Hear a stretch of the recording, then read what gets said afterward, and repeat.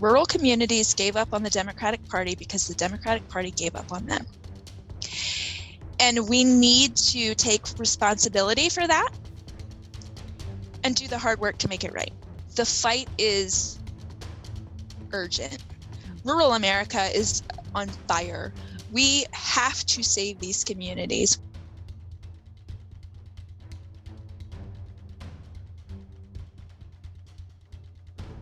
Today, I am thrilled to welcome back Jennifer Kitchen to You Can't Beat Blue. You may remember Jennifer was a candidate for Virginia House of Delegates, District 25. Thank you so much for joining us again.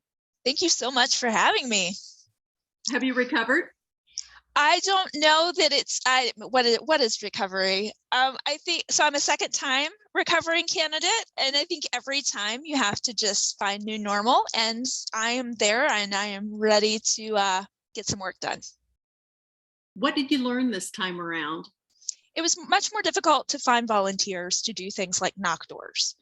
Having those conversations at the doors, actual face-to-face time, is what makes canvassing so effective. You know, those are the ones you develop a deeper connection. People actually have a chance to get to know you. You have an opportunity to build trust. Would you say that's true? 100%. Deep canvassing is where change happens. It's those conversations. It's making a connection with someone who doesn't think that they have something in common with you, or you making a connection with someone who you immediately think that you don't have anything in common with. When you do things like knock on someone's door and ask, what is important to you? Chances are no one has ever asked that person that before. No one with any intention of making any real difference once they learn the answer. What's happening with you? What's going on? What could Richmond be focusing on that could make your life easier? And we keep waiting for people to engage in the process. The problem is people are busy. They're living their lives. What we have to do is bring those questions to them if we actually want engagement. We can't wait until September and October of every year to knock on their door and ask for something. That's right. There's a relationship that needs to be built there, and relationships aren't take. There needs to be back and forth consistently, because we have to earn people's trust. The party needs to take responsibility for leaving rural communities. Rural communities gave up on the Democratic Party because the Democratic Party gave up on them. And we need to take responsibility for that and do the hard work to make it right. What do Virginia Democrats need to do next time to win? The Virginia Democrats need to completely reorganize.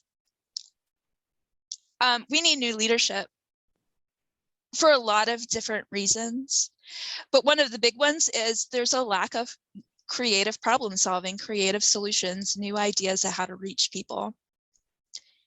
Things should be organized so that campaigns come in, data is collected, and it stays with the party. Mm-hmm. Right now, campaigns come in, they run all over the party, and then they take their data with them. Mm-hmm. And we're all on the same team. Mm-hmm. That data is useful to all of us for different reasons. What we need is solid infrastructure that no matter who is running, we can plug them in. We have committees already set up. Empower the committees to build our volunteer base, and then that way you plug in and you're ready to go every single cycle. What part will redistricting play in the election next year, or will it? We didn't get what we had initially asked for. What we wanted was an independent commission, a nonpartisan commission, not bipartisan. And the problem is there that you still have Democrats and Republicans fighting. Independents and any other party are out here in the winds without any say. But we absolutely need to also bring into this conversation, when we're talking about redistricting, the importance of ranked choice voting. And the reason why I say that is if we're going to have a bipartisan commission, there needs to be some mechanism that exists for third-party candidates to be involved in the process. so that people are more engaged. How many people don't vote because they don't want to choose between the lesser of two evils, but would vote if there were a third or fourth candidate also on the ballot that they can then rank? And then they feel like at least their voice is being heard on their priorities. Could you explain ranked choice voting for those of our viewers who might not have heard of it?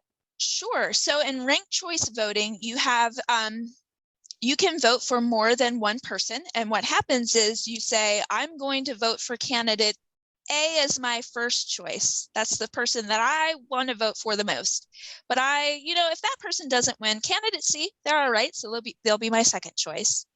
Or if not, candidate B. And so what happens when those ballots are counted is if your first choice vote is completely out just because of math, they just didn't get enough votes, then your second choice then moves in for that other candidate that you preferred.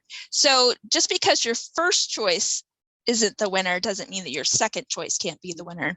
And so it helps make it easier for other candidates to be involved in the process and not feel like they're not being heard or that anybody's time is being wasted. And it helps voters feel like they have more of an option and more of a say in what's happening. Jennifer, thank you for your service to the Commonwealth. Thank you for your service to democracy. And thank you so much for taking the time to chat with me today. I appreciate it. Absolutely. It's my pleasure. And I look forward to sharing more in the future.